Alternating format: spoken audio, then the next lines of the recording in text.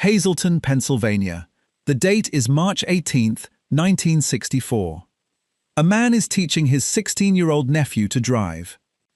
It is a Wednesday afternoon in a coal town in eastern Pennsylvania, and the lesson has taken them down a rutted access road that curls past an abandoned strip mine, one of dozens scarring these hills, the kind of wound the anthracite industry leaves behind when it finishes taking what it came for. The earth here has been peeled back and left raw. Black culm rises in low hills where trees should be. And for years, the people of this borough have quietly agreed to use the old stripping pit as something else entirely, a place to dump what they no longer want. The boy is watching the road, hands tight on the wheel the way new drivers grip it. The man is watching the boy. Neither of them is watching the ditch. And then they see it. At first, the man will later tell police he thought it was a doll. A large doll, discarded among the culm and the refuse, pale against the black waste coal. He tells his nephew to stop the car. He gets out. He walks closer, the way a person walks towards something they are already beginning to dread. It is not a doll. It is Marise Ann Chivarella, 9 years old, missing since 8:10 that morning, when she left her house on Alta Street with a bag of canned goods for her teacher and never arrived at school 6 blocks away. She has been raped. She has been strangled. And she has been lying in this pit for hours while an entire town searched for her, not yet knowing they had already lost her. Within minutes, the quiet back road is no longer quiet. State troopers arrive, then more of them, then the coroner. The strip pit that had, until an hour ago, been just another patch of waste ground on the edge of town, is roped off and photographed, its black culm and scattered trash catalogued in stark, clinical black and white. The kind of photograph that a detective looks at once and then carries, unwillingly, for the rest of his career. Word moves through Hazleton fast, the way word always moves through a small town when the worst thing anyone can imagine has actually happened.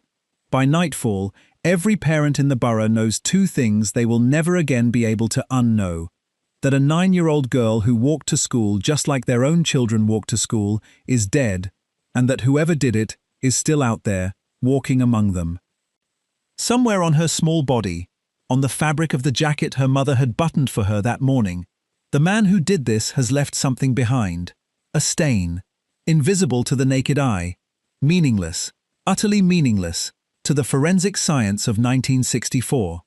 The detectives standing over her that afternoon have fingerprints, footprints, tire impressions in the soft mud, and eventually, a single biological trace preserved on that jacket, and they have absolutely no way in this era to read what any of it says. They have the evidence, they do not have the science.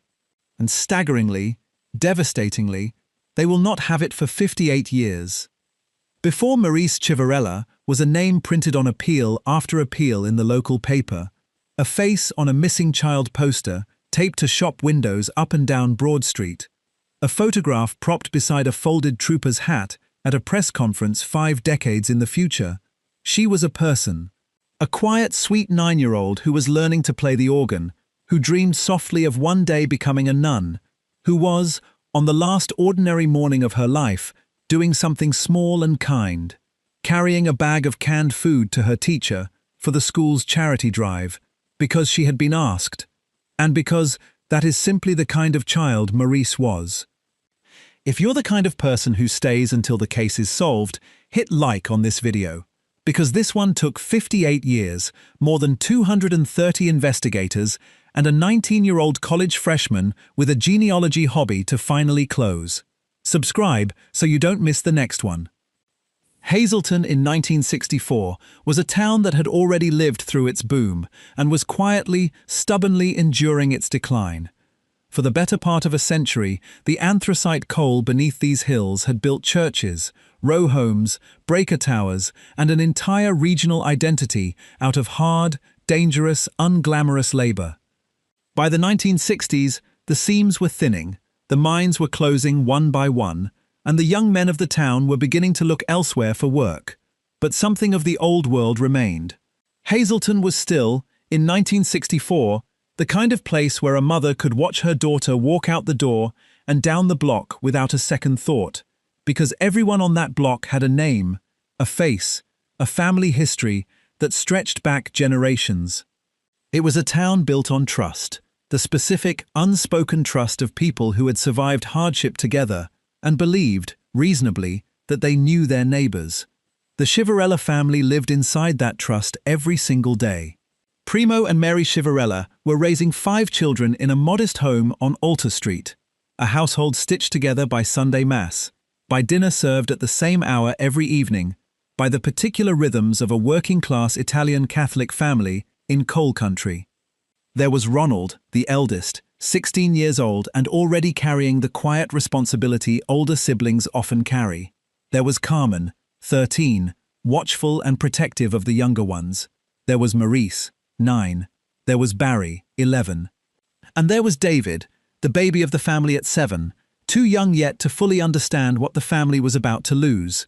Maurice was, by every account her family would later give, the quiet one, shy in the particular way that makes a child easy to overlook in a crowded room and impossible to forget once you have truly seen her. She was taking organ lessons, carefully working her small fingers across the keys during lessons, practicing at home, dreaming, as more than one 9-year-old Catholic girl in 1964 dreamed, of one day wearing the black habit of a nun and giving her life over to something larger than herself. She attended St. Joseph Memorial School on Laurel Street, a 3rd grader in saddle shoes and a plaid uniform skirt, walking the same 6-block route every single morning that her older siblings had walked before her, past the same porches, the same corner store, the same familiar faces who waved without thinking twice about it.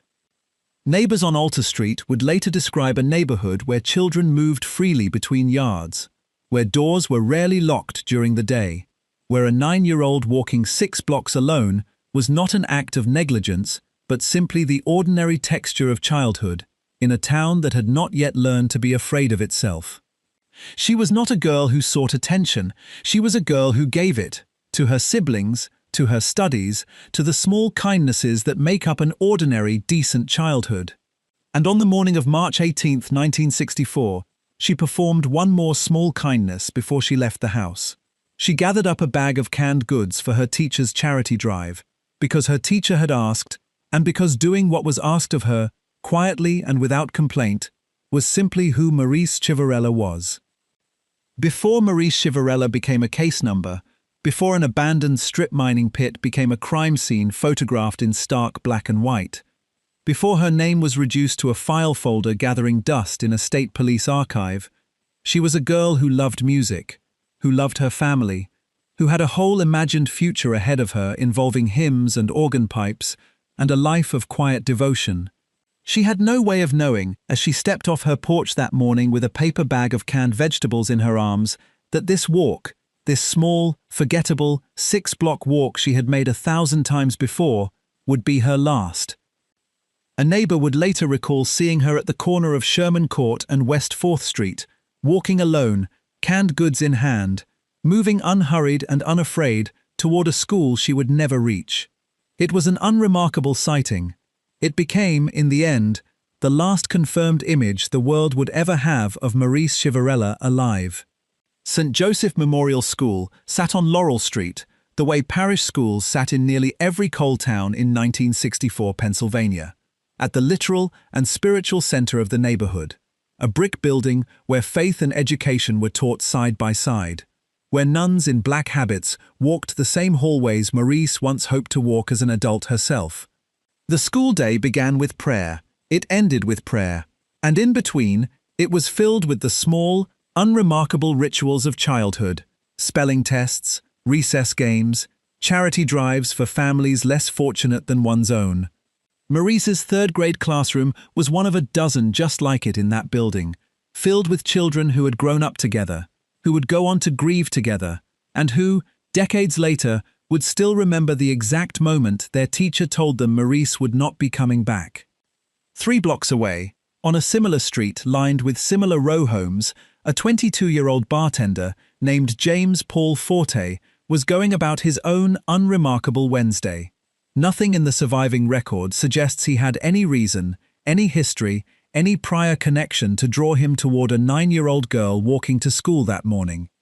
That, in the end, is part of what made him so difficult to catch, and part of what made him, to the detectives who would spend decades chasing his shadow, so quietly terrifying. He was not a stranger lurking at the edge of town. He was a neighbor. He was the kind of ordinary, forgettable presence a community simply absorbs without ever thinking to question. The Civarella home on Alta Street was, by every description that survives it, a house full of noise and warmth in the particular way large working families are full of noise and warmth. 5 children moving through the same narrow rooms, a mother keeping track of 5 different schedules, a father coming home from work to a table already set. It was not a house of wealth. It was a house of routine, of faith, of the specific security that comes from knowing exactly what tomorrow will look like, because today looked exactly like yesterday. That security was not naive.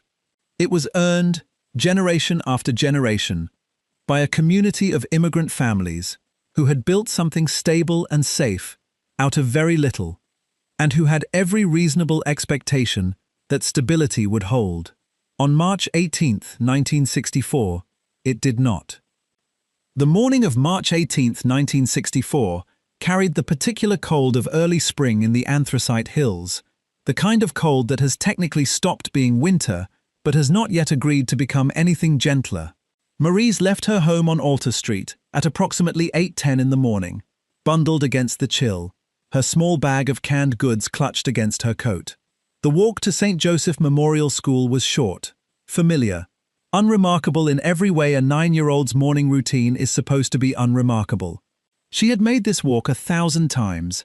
Her siblings had made it before her, year after year, without incident, without fear, without a single reason to believe that this particular Wednesday would be any different from the 10,000 ordinary Wednesdays that came before it. She never made it.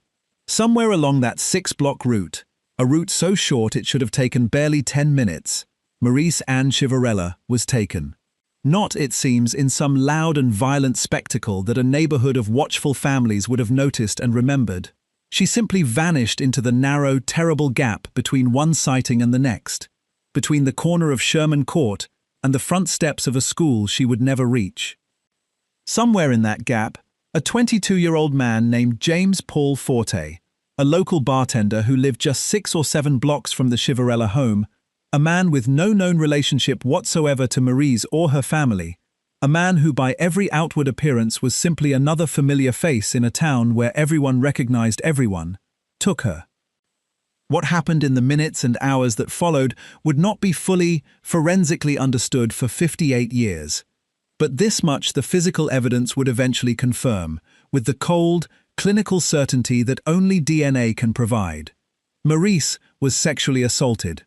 She was strangled, and her small body was carried or driven to an abandoned coal stripping pit on the edge of town, a wasteland of black culm and discarded refuse where Hazleton had, for years, dumped the things it no longer wanted, and where, that Wednesday afternoon, she was left among the trash as though she too were something to be thrown away.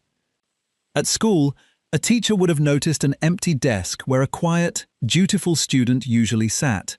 At home, a mother would have begun to feel the first cold edges of worry as the hours ticked past without her daughter's familiar footsteps on the porch. Somewhere in between those two unbearable realizations, 38-year-old Arthur Robinson was doing something entirely unconnected to any of it, teaching his 16-year-old nephew to drive along a quiet back road near the strip mine, an ordinary rite of passage on an ordinary afternoon. And it was Robinson, not a search party, not a bloodhound team, not a trooper combing the culm banks with a flashlight, who found her at around 1 o'clock that afternoon. He thought it was a doll. It was not a doll.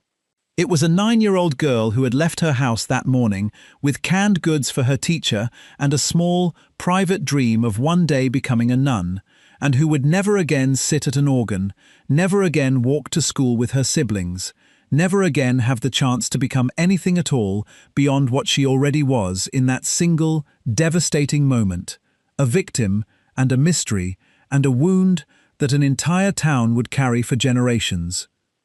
The town of Hazleton would never be quite the same again. Investigators who worked this case decades later would describe it as a scar the whole community carried. A single Wednesday in March that permanently altered how parents let their children walk to school, how strangers were regarded on quiet streets, how safe a small coal town believed itself to be.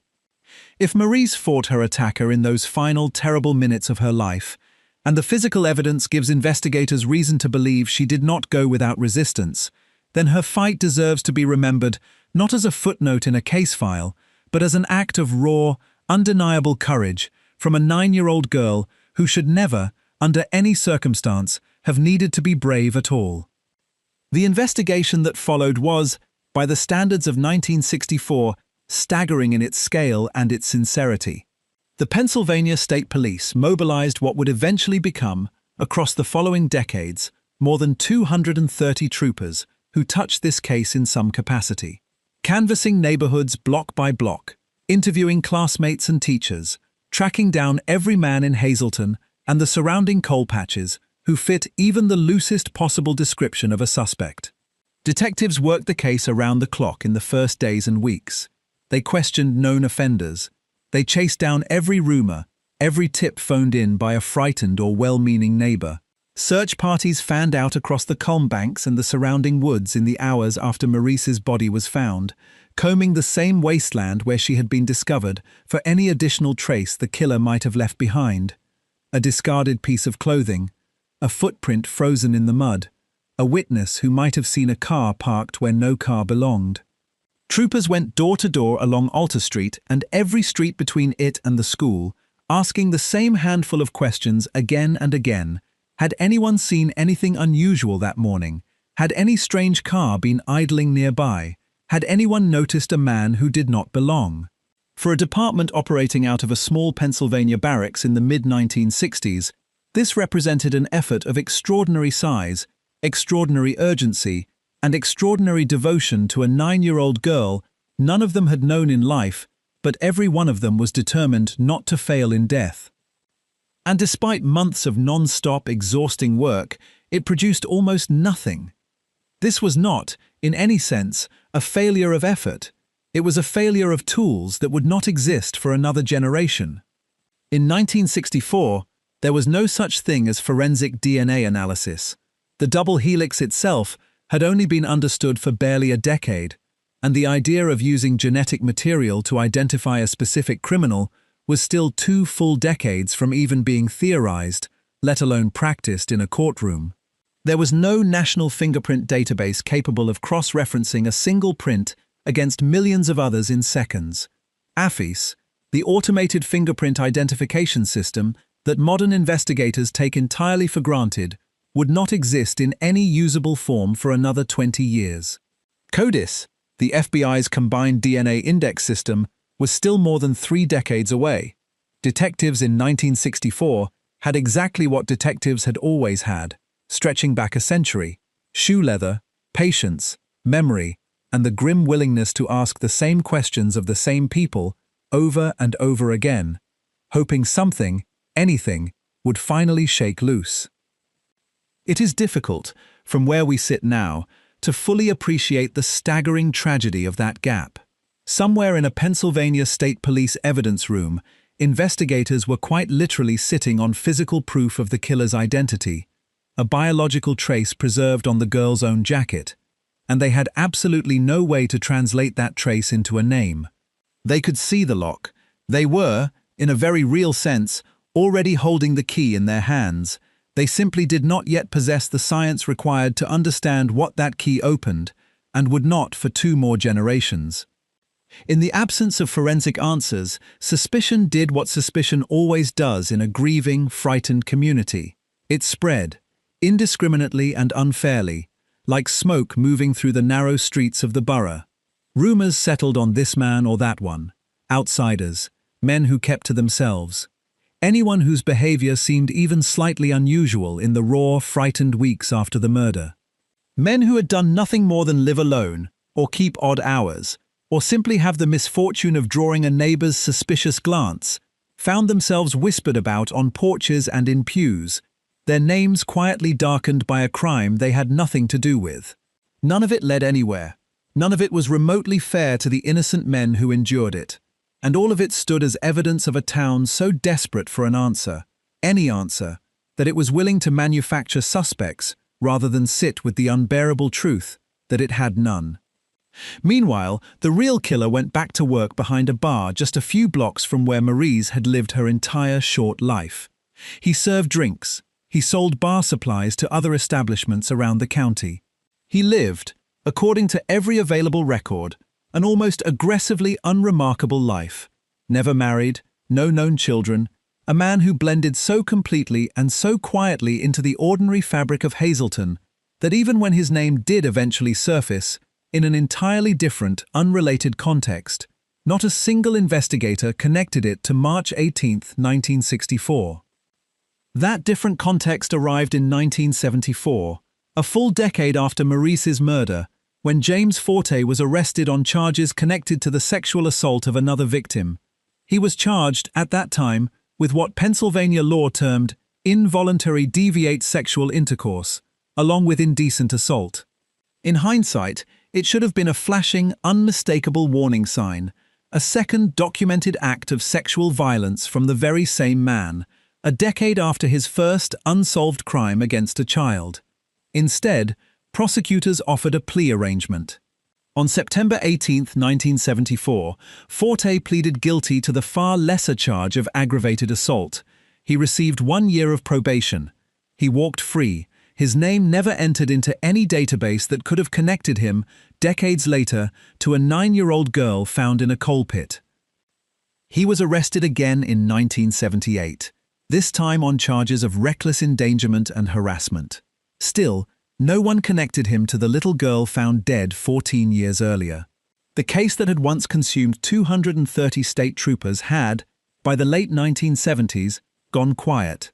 Never officially closed, a homicide investigation is never truly closed, but quiet in the particular, aching way that unsolved cases go quiet. Filed away in a records room, revisited only on grim anniversaries, kept alive almost entirely by a grieving family that simply refused to let their daughter be forgotten. Generations of investigators inherited the case file the way a family inherits an unfinished core. Troopers who had not even been born in 1964 would, decades later, pull the Chivarella folder out of storage, read through statements taken from witnesses long since dead, and feel the particular, unrelenting weight of a case that refused to let them go. Retired detectives spoke of it at kitchen tables for the rest of their lives. Some carried a private guilt about it into their own old age, the quiet, specific guilt of a person who devoted years of their working life to a promise they were never able to keep. There is a particular kind of cruelty in a cold case that most people never stop to consider. Not the drama of the crime itself, but the slow, grinding, unrelenting weight of the years that follow it. Not one devastating night, but decades of devastating mornings.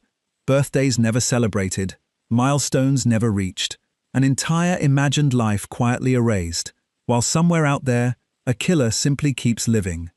Consider what those 58 years actually contained. In the months after Maurice's murder, the United States would dramatically escalate its involvement in Vietnam. Before the decade was even out, a man would walk on the surface of the moon while Maurice's case file sat, untouched and unsolved, in a cabinet inside a Pennsylvania barracks. Richard Nixon would resign the presidency. The energy crisis would reshape the very coal industry that had built Hazleton. The Berlin Wall would fall. The Cold War would end.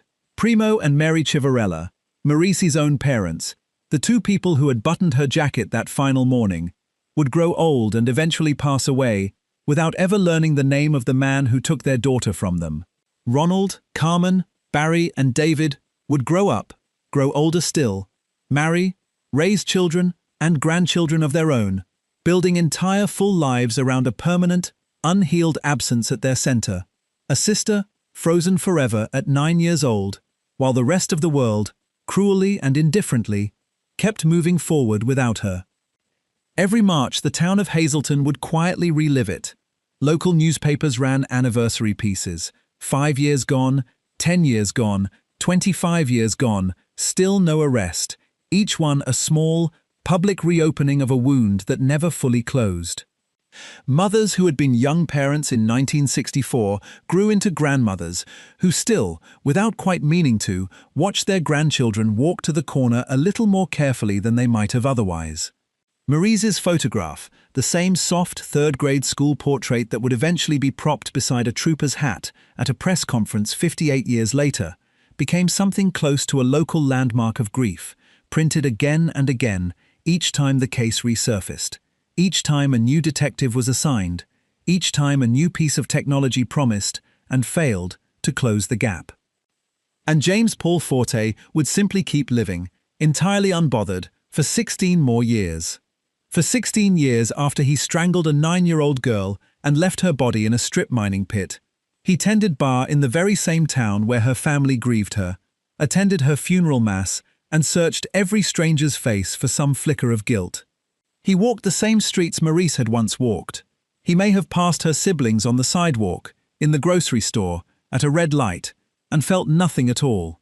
He died on May 16, 1980, of a sudden heart attack, at the age of 38, collapsing at a ballroom in Hazel Township, where he was working that evening.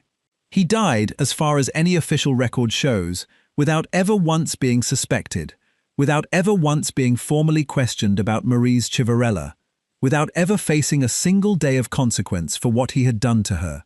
He simply lived out his allotted 16 years of freedom and then died of entirely natural causes, the same undramatic, unremarkable death that might have claimed any innocent man.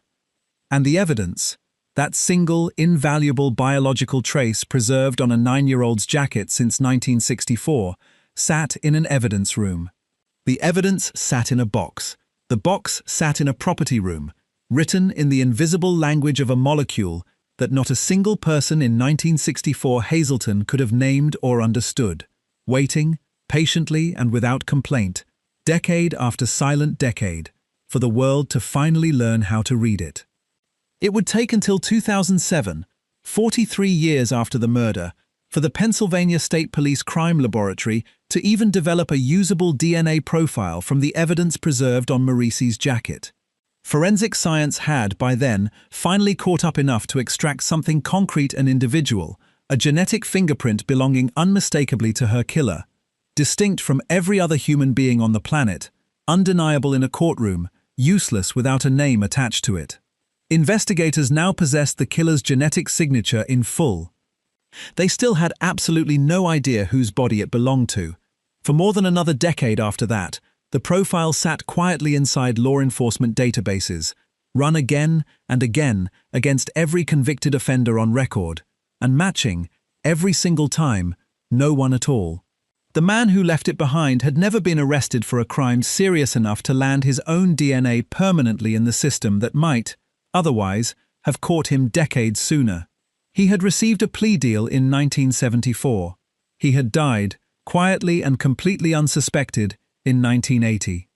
His genetic signature existed nowhere else in the world except on a 9-year-old girl's jacket, sealed inside an evidence bag, and there was, for a very long time, no technology on Earth capable of reaching it. The broader science, meanwhile, was inching forward in fits and starts, entirely unaware that a 9-year-old's jacket in a Pennsylvania evidence room was waiting on its progress. It was not until 1984 that a British geneticist first demonstrated that DNA could be used to identify a specific individual, and not until the years that followed that the technique made its way, slowly and with great controversy, into criminal courtrooms. It was not until 1998 that CODIS, the FBI's national DNA database, formally came online, giving investigators across the country the ability to compare crime scene evidence against the genetic profiles of convicted offenders nationwide. And it was not until the 2000s, with the rise of consumer ancestry testing, ordinary people mailing in cheek swabs to learn about their heritage, building sprawling public family trees for reasons that had nothing to do with crime at all, that the raw material for what would eventually crack Maurice's case even began to exist. Every one of these advances arrived too late to help the exhausted investigators of 1964. Every one of them was, without anyone realizing it at the time, another small step toward a truth that had been waiting, patiently, the entire time. Not yet. The breakthrough, when it finally arrived, did not come through a traditional detective's hunch, a deathbed confession, or a lucky tip phoned in after decades of silence. It came through a technology that had not existed for most of the 58 years this case sat open. Investigative genetic genealogy, the meticulous practice of taking unidentified crime scene DNA and comparing it not against criminal databases at all, but against the vast, sprawling, entirely voluntary family trees of ordinary people chasing their own ancestry online, uploading their own DNA in the hope of finding long-lost cousins. The technique itself had only recently entered the public consciousness. In April of 2018, investigators in California had used this exact method to identify the Golden State Killer, a case that had gone unsolved for over 4 decades, and instantly became the proof of concept the entire field of cold case investigation had been waiting for. If a 40-year-old serial murder case could fall to a spit-in-a-tube ancestry kit and a family tree, investigators across the country began to ask themselves the same devastating question. What other decades-old evidence boxes were sitting, right now, in property rooms just like Maurice Chivarella's, waiting for the exact same treatment? Pennsylvania State Police did not wait long to find out. In 2018, they partnered with Parabon Nanolabs, a company operating at the very forefront of this emerging forensic discipline. The following year, in 2019, Parabon uploaded the killer's genetic profile to public genealogy databases, the same kind of databases that ordinary people use to find long-lost relatives or trace their family's journey from the old country generations ago. And there, for the first time in 55 years, the case produced something real, a match. Not to the killer himself, not yet, but to a distant relative, possibly a 6th cousin, a thread so thin, so genetically distant, that it would take extraordinary patience and an extraordinarily particular kind of mind to follow it all the way back down through 5 or 6 generations to a single name. That mind, remarkably, belonged to a teenager. Eric Schubert was, on paper, an almost unthinkable figure to crack a 58-year-old homicide. He was a history major at Elizabethtown College, a small liberal arts school in Pennsylvania. The kind of student who spent his evenings not at parties but hunched over census records and marriage certificates, chasing branches of family trees that belonged to people he had never met. It was a hobby that had taken root in him as a young boy and steadily deepened, year after year, into genuine, formidable expertise.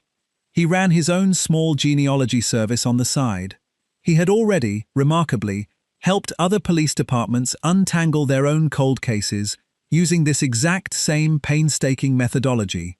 Take a distant DNA match, build outward and downward across generations of birth records, marriage licenses, obituaries, and census data, and slowly, meticulously, mathematically triangulate toward the one single person in that sprawling, decades-deep family tree, whose age, location, and life history line up precisely with the crime. He came across Maurice Chivarella's story while searching for a new case to take on in his spare time, and did something almost unthinkable for a college freshman approaching a notoriously insular, tightly guarded state police agency. He simply offered his services, unpaid and unprompted. To his own genuine surprise, they said yes. The methodology itself, for all the drama surrounding its results, is built on tedium. Investigative genetic genealogy does not work like the instant, dramatic database hits of network television. It works the way real genealogy has always worked, one record at a time. A genealogist starts with a match. In this case, a distant 6th cousin, someone who had uploaded their own DNA to a public database for entirely personal reasons and had no idea their genetic material would one day help solve a 58-year-old homicide. From that single starting point, the genealogist builds outward, tracing that cousin's ancestors backward through birth records, marriage licenses, and church registries, then building the tree forward again, generation by generation, branch by branch, searching for the specific place where 2 family lines intersect. It is slow, exacting, unglamorous work, closer to accounting than to detective fiction, and it was work that a teenager from Elizabethtown College turned out to be extraordinarily, almost unnervingly good at. Beginning in 2020, then just 18 or 19 years old, Eric Schubert worked the case for 2 full years, side by side with veteran investigators, 3 and 4 times his age, piecing together a genealogical map that stretched backward and outward from that single sixth cousin match into an almost incomprehensibly large web of names. It was, by his own description, unrelenting work. Hundreds of individual names, dozens upon dozens of dead ends, entire branches of a family tree that led nowhere at all and had to be quietly abandoned and rebuilt from scratch. The investigation that went into all of this work was probably the hardest genealogy task that I've ever faced, Schubert would later say. This was probably the hardest thing that I've ever done in my entire life. There was, throughout those 2 years, no guarantee of success. Genealogical trees built from distant cousin matches can just as easily collapse under their own complexity as resolve into an answer, a single mislabeled record, a single undocumented adoption, a single family secret buried 3 generations deep, and the entire structure can point confidently toward the wrong name or toward no name at all. Investigators who had worked cold cases for decades understood this risk intimately. They had watched other promising leads evaporate before. What made this case different was the sheer, stubborn persistence of a college student who refused to let a dead end be the final word, who kept rebuilding branches that collapsed, kept rechecking records that contradicted each other, kept working nights and weekends around a full course load because, as he put it himself, he had come to believe the family on the other end of this tree deserved better than another dead end. Slowly, methodically, month after month, the tree narrowed. Cousins were eliminated one by one. Entire branches were ruled out, using birth dates, hometowns, and the simple, brutal arithmetic of who could and could not possibly have been a 22-year-old man living in Hazleton, Pennsylvania, in March of 1964. And eventually, after 2 years of quiet, obsessive, meticulous labor, the branches converged on a single name, James Paul Forte, a bartender, dead since 1980, a man who had lived 6 or 7 blocks from Maurice Chivarella her entire short life, and who had, as far as any surviving record showed, absolutely no known connection to her or her family at all. At a certain point, Schubert later said, with the quiet confidence of someone who had learned to trust the math, I knew we were going to find the assailant. But a genealogical match, however precise, however mathematically sound, is not, on its own, proof beyond doubt. To confirm what the family tree strongly suggested, investigators needed Forte's own DNA directly, and Forte had been dead for more than 4 decades. In January of 2022, Pennsylvania State Police sought and received legal approval for something rarely undertaken in a cold case of this age: the exhumation of James Paul Forte's remains, more than 41 years after his burial, for the sole and specific purpose of extracting a usable tissue sample.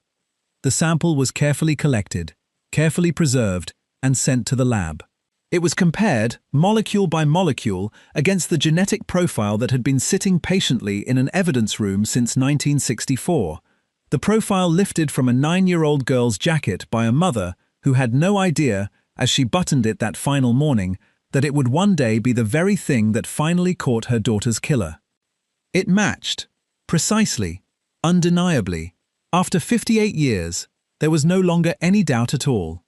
On February 10, 2022, Pennsylvania State Police called a press conference in Hazleton. In the room were current troopers and retired ones, including investigators who had first worked this case nearly 6 decades earlier, men who had grown old, chasing an answer they never expected to live to see. In the room were Maurice's surviving siblings, Ronald, Carmen, Barry, and David, no longer children but grown adults, grandparents themselves by then, who had spent the entirety of their adult lives without an answer to the single question that had shaped their entire family. And standing among veteran law enforcement officers 3 and 4 times his age, in a room heavy with 58 years of accumulated grief, was a 20-year-old college student in a suit, about to explain to the world how he had helped solve the fourth oldest cold case in American history, to be closed through genetic genealogy, and the very oldest ever solved this way in the state of Pennsylvania. There would be no trial. There could not be one. James Paul Forte had been dead for nearly 42 years by the time his name was finally spoken aloud in connection to Maurice Civarella's murder. He never sat in a courtroom for what he did to her. He never rose to hear a verdict read. He never spent a single day, a single hour, a single minute behind bars for the crime that defined the rest of his victims' families' lives. Do the math, because the math is the entire tragedy sitting quietly underneath this case. James Paul Forte lived 38 years in total. He murdered Maurice Civarella when he was 22 years old, and he lived another 16 years after that. Free, employed, unremarkable, entirely ordinary, before dying quietly of a heart attack at his workplace in 1980. 16 years of freedom, purchased almost entirely by a technological blind spot that would not close for another 4 decades. And after his death, the case remained open for a further 42 years, the evidence waiting patiently inside its box for a 19-year-old with a genealogy hobby to finally read what it had been trying to say all along. 58 years, from a coal pit in 1964 to a press conference in 2022. 16 of those years spent with the killer alive and free, 42 of them spent with him already dead and still, maddeningly, unnamed. There was no prison sentence to weigh against those 58 years, because there could never be one. What there was, instead, was something smaller, and in some ways every bit as important. A name, spoken publicly, attached permanently and irrevocably to a crime that had haunted a town for 2 full generations. It was not the courtroom justice the Civarella family might once have imagined, back when they were younger, back when they still believed an arrest might come. It was, in the end, the only form of justice that 58 years and one already dead perpetrator had left available to them. The quiet, unshakable justice of the truth, finally and undeniably known. Marisa's sister, Carmen Marie Radke, stood at that podium and spoke for a family that had waited longer than most people are ever asked to wait for anything. "We have so many precious memories of Maurice," she said, her voice carrying the weight of 58 years. "At the same time, our family will always feel the emptiness and sorrow of her absence. We will continue to ask ourselves, what would have been, what could have been?"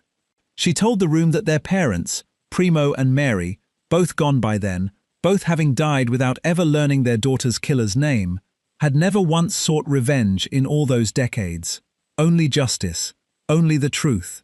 "Thanks to the Pennsylvania State Police," she said, "justice has been served today." State Police Corporal Mark Barron, the lead investigator on the case in its final years, choked up as he addressed the packed room. He spoke not only of one family's decades of waiting, but of an entire community that had never fully recovered from a single Wednesday in March 1964. "It's a vivid memory for everybody who lived through this," he said, "and it's a vivid memory for everybody who grew up in this area. What happened to her ushered in a change in this community.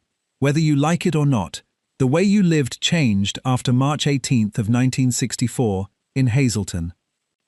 And Eric Schubert, the college sophomore who had spent 2 formative years of his young life buried inside the genealogical wreckage of a killer's family tree, who had done, in his own words, the hardest thing he had ever done, stood among grizzled troopers and grieving siblings and reflected on what it meant to hand a family an answer after 58 years of silence. "It means so much to me," he said quietly, "that I was able to be on the team that could provide answers to the Civarella family." He had begun this work as a boy fascinated by family trees, the kind of curious child who asks grandparents endless questions about people who died before he was born. He had turned that curiosity into a small business while he was still a teenager, and now, before he had even finished his undergraduate degree, he had done something most career detectives never get to do in an entire working lifetime. He had closed a case that the state's most experienced investigators had carried, unsolved, for 58 straight years. He would go on, in the years that followed, to keep working genetic genealogy cases alongside law enforcement agencies across the country. Proof that the field Maurice Chivarella's case helped make famous was not a single lucky breakthrough, but the beginning of an entirely new chapter in how cold cases get solved. The legacy of this case is not contained in a verdict, because there was never going to be one. It is contained, instead, in the fact that a 9-year-old girl's name, once reduced to a cold file number gathering dust in a state police archive, was spoken again, clearly, publicly, permanently, 58 years after she was taken from her family and from the world. It is contained in the fact that a college freshman with a genealogy hobby and an unpaid offer to help proved, definitively, that no case, however old, however technologically impossible it once seemed, is ever truly beyond reach. It is contained in the fact that a family who had buried both of their parents without answers finally got to stand together in a room full of cameras and say her name out loud, together, and mean it, at last. The waiting is over. There is something worth sitting with in the image of that press conference itself.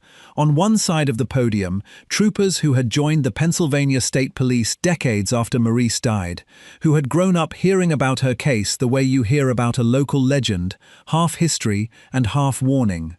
On the other side, a handful of retired investigators, now old men, some of whom had knelt beside that coal pit in 1964 as young troopers themselves, and who had carried this case, unresolved, through entire careers and into retirement. And between them, impossibly young by comparison, the college student who had done in 2 years of nights and weekends what 58 years of institutional effort alone could not. It is not often that 3 generations of the same unsolved tragedy stand together in one room and finally, together, get to call it solved. Investigators called it, that day in Hazleton, the 4th oldest cold case in American history to be solved through investigative genetic genealogy, and the single oldest ever solved this way anywhere in the state of Pennsylvania.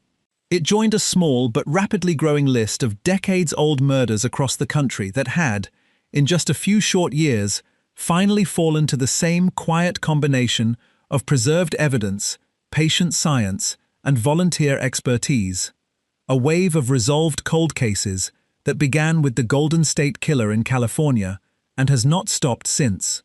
Every one of those cases carries its own version of the same staggering arithmetic. Years of freedom for a killer who believed himself safe, followed by decades of grief for a family that refused to stop asking questions, followed, finally, by a piece of preserved evidence that outlived everyone's expectations except its own. For the Chivarella family, the outcome will never look like the ending they might once have imagined, back in 1964, when an arrest still felt possible, when a trial still felt inevitable, when justice still had a face they expected to see in a courtroom someday. James Forte cheated that particular reckoning simply by living an ordinary life and dying an ordinary death before anyone knew to come looking for him. But he did not escape entirely. His name is now permanently, publicly, unmistakably attached to what he did on March 18, 1964, recorded in state police files, reported in newspapers across the country, spoken aloud by a sister who had waited her entire adult life to say it. In the end, that is its own form of reckoning. Not a cell, not a sentence, but the one thing a killer who dies unsuspected can never actually purchase for himself: anonymity, forever. For 58 years, James Forte had the one thing every killer who evades justice ultimately wants most: silence. He got to keep his name clean in the town where he lived and worked. He got to be buried in 1980 as an unremarkable man who died young of a bad heart, mourned by whoever mourned him, remembered by no one as anything other than ordinary.